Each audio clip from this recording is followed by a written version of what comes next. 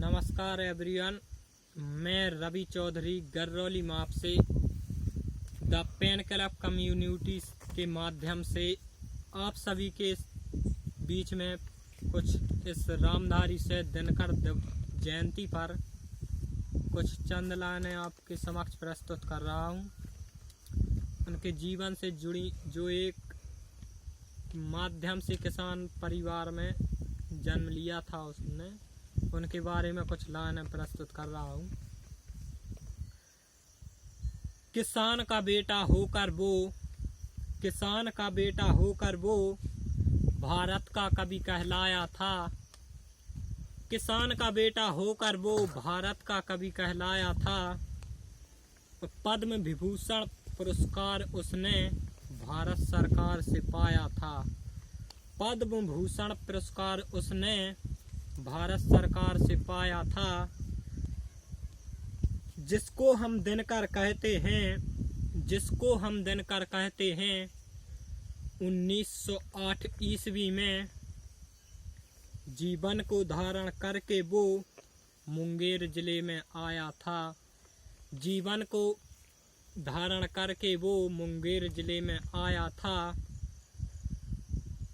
अध्यक्ष रहा हिंदी का वो संसद ने सदस्य बनाया था। अध्यक्ष रहा हिंदी का वो संसद ने सदस्य बनाया था।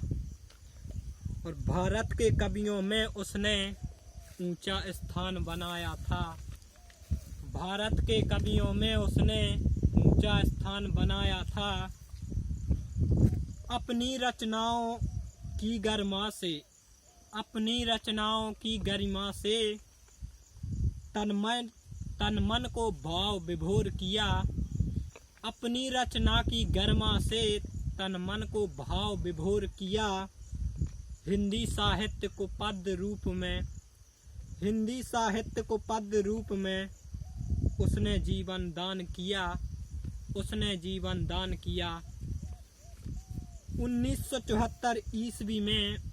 1974 ईस्वी में करुणामय दिन वो आया था। 1974 ईस्वी में करुणामय दिन वो आया था। उड़ती उन सभी घटाओं में जब घोर अंधेरा छाया था।